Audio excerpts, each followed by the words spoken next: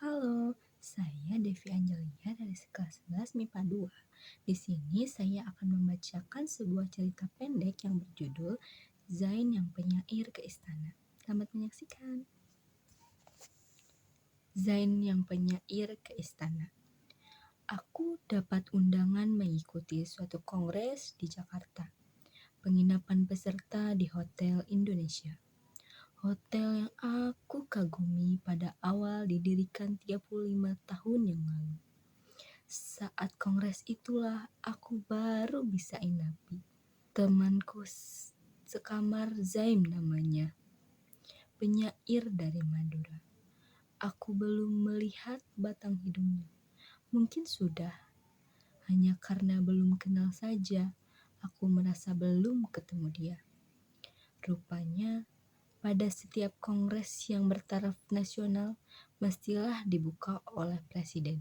Bila presiden tidak bisa hadir, maka pesertalah yang datang menghadap ke istana. Aku termasuk salah seorang yang tidak bisa ikut menghadap oleh alasan tidak memiliki syarat yang pantas, yaitu setelan jas dan dasi. Ya, apa boleh buatlah. Maka aku pun tenang-tenang saja menerima sejarah hidup yang tidak bisa bertemu presiden. Beberapa saat menjelang tengah malam, ketika aku lagi asyik nonton acara musik simfoni yang diantar Katamsi di TVRI, pintu kamarku diketok. Seorang laki-laki yang sudah lewat masa mudanya berdiri di ambang pintu. Rupanya dialah teman sekamarku, Sam yang penyair dari Madura itu. Katanya, ketika aku tahu bahwa Pak Dali jadi teman sekamarku, bukan main senang hatiku. Tapi setelah dia membantingkan bokongnya di kasur tidur, rasa senangnya tak terlihat lagi. Dia murung. Minum dulu, kataku. Dia berdiri dan membuka freezer kecil di dekat meja. Tapi freezer itu tidak ada isinya. Kok sudah kosong, katanya. Seraya menatap dengan mata yang seperti menyesali karena menduga akulah yang telah menghabiskan isinya. Untuk peserta undangan memang dikosongkan isinya, kataku. Setelah melihat isi teko pun sudah kosong, dia ke kamar mandi. Agak lama juga. Ketika keluar, keadaannya telah nyaman. Aku kira dia minum air di keran di sana. Setelah membenahi tas bawaannya dan kembali membantingkan bokongnya ke kasur, wajah murungnya terlihat lagi. Agak lama kemudian, dia berbaring tanpa mengganti pakaian. Menelentang lurus, jari jemari kedua tangannya saling berkaitan di atas perut. Dan aku mengecilkan volume suara televisi. Tadi panitia memberitahu besok pukul 10 kita sudah harus sampai di istana, katanya. Aku mendengus mengiyakan, tapi aku tidak bisa pergi. Kenapa? Aku tidak punya jas. Kalau begitu kita sama. Tapi aku ingin pergi, ingin sekali ke istananya atau ketemu presiden. Dua-duanya. Kami terdiam lagi. Dia terus melentang di tempat tidur dan saya terus nonton acara televisi. Kata si Tarji, di pasar rumput ada dijual baju bekas. Pagi-pagi aku sudah harus ke sana, naik taksi supaya bisa keburu, katanya. Tentu, kataku seadanya. Kami sama diam lagi. Dia masih menelentang di tempat tidur dan aku masih menonton. Kemudian dia bangun dan hilir mudik dari tempat tidur ke pintu. Dia sebentar, dia menggaruk belakang kepalanya. Barangkali dia punya persoalan rumit yang ingin dia sampaikan. Kiraanku benar. karena tak lama kemudian dia berkata seperti kepada diri sendiri. Menurut Tarji, sewa taksi ke sana pulang pergi 10.000. Harga jas bekas mungkin 40.000. Jas itu bisa dijual lagi 25.000. Kata panitia, lumsum baru bisa dibayar pada hari terakhir. Celaka. Padahal aku ingin sekali ketemu presiden. Di istana lagi, tak akan ada kesempatan lain buat aku bisa ketemu presiden kalau tidak sekarang. Aku maklum sudah pada ujung omongannya.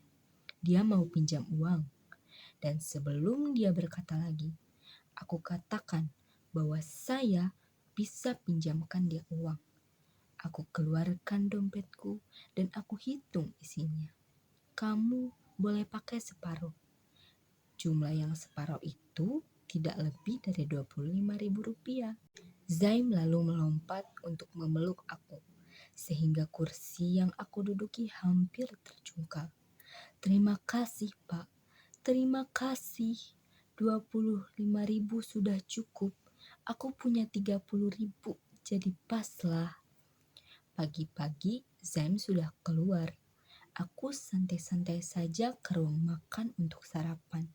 Semua peserta yang akan ke istana sudah siap-siap dengan setelan jasnya.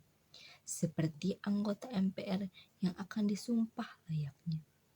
Padahal waktu itu baru lebih sedikit pukul 8 ketika aku baru saja mulai sarapan, seorang panitia mendekati. Pak, cepat Pak, kita sudah harus berangkat pukul 9. Tapi aku tidak ikut, kataku. Tidak bisa Pak, tidak bisa.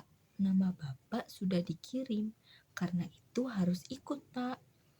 Aku tidak punya jas, aku cuma punya baju batik. Waduh Pak, nanti bila ditanya security, repot Pak, katanya lagi. Aku meneruskan sarapanku.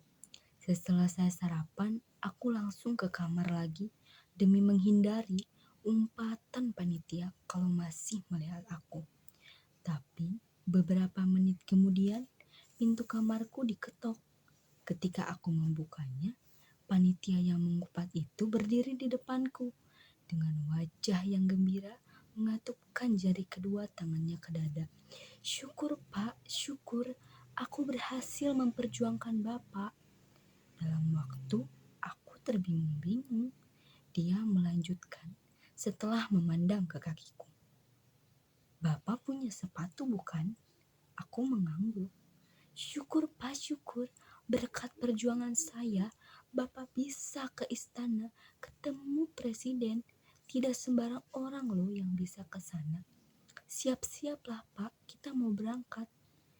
Jadi, boleh pakai baju batik saja, tanyaku. Itulah yang aku perjuangkan Pak. Bagaimana caranya?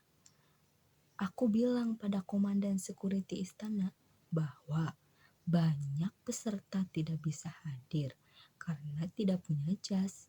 Maklum, banyak seiman yang meski punya nama besar tapi miskin. Lalu security itu bilang, boleh pakai baju batik asal rapi dan pakai sepatu. Begitu Pak katanya. Maka berangkatlah aku ke istana untuk pertama kali seumur hidupku. Tapi aku tidak melihat batang hidung Zain. Mungkin dia dengan bus lain yang berjejer banyak di halaman hotel. Tapi mungkin saja aku tidak bisa melihatnya di antara sekian banyak orang yang sama pakai jas. Waktu di ruang tunggu istana, aku tidak juga melihat Zain. Aku terlalu asyik melihat lukisan yang tergantung di dinding. Dan ketika semua peserta disuruh masuk ke ruang audiensi, ternyata akulah satu-satunya peserta yang mengenakan baju batik.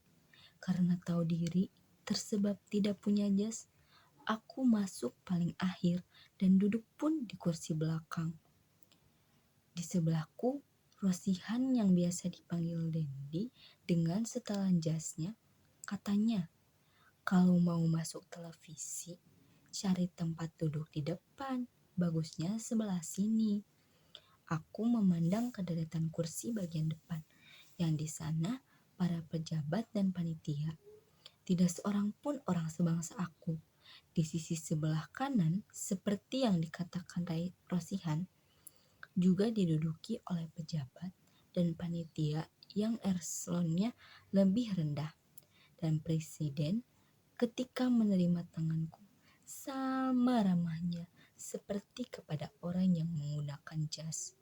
Bahkan aku rasa aku lebih karena presiden menepuk-nepuk tanganku dengan tangan kirinya. Cara yang tidak dilakukannya kepada peserta lain. Istimewa sekali presiden pada Bung. Ada apa? Kata Rosihan setelah kami di luar ruangan itu. Mana aku bisa tahu apa yang terkandung dalam hati presiden? Lalu aku jawab saja sekenanya. Barangkali presiden bersimpati karena aku satu-satunya yang memakai batik buatan dalam negeri. Atau apa?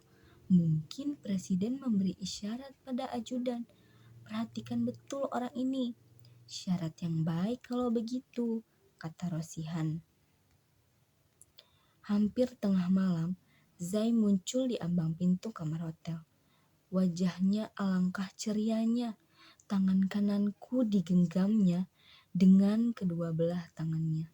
Lalu diciumnya. Aku merasa rikuh sekali. Selain karena tidak bisa juga, tidak suka mendapat perlakuan seperti itu. Apalagi dari sesama seiman. Lalu katanya, berkat pertolongan Bapak, terkabullah doa saya ketemu presiden. Bagaimana dengan jasnya? Tanyaku, tanpa tahu apa yang harus aku lakukan menyambut kegembiraannya. Tidak jadi aku jual, Pak. Ini jas keramat. Masa dijual? Akan aku simpan baik-baik, katanya. Setelah diam, seketika dia berkata lagi, uang Bapak nanti aku bayar kalau lumsum udah diterima. Boleh kan, Pak? Oleh karena begitu, kata Zaim, aku akan tidak bisa keluar dari hotel sampai kongres selesai. Dengan sisa uang dalam kantong. Aku tidak menjawab, namun dalam hatiku hanya bisa berkata, Zaim, kayu tanam 6 Maret 1998. Sekian cerita pendek yang telah saya bacakan. Terima kasih.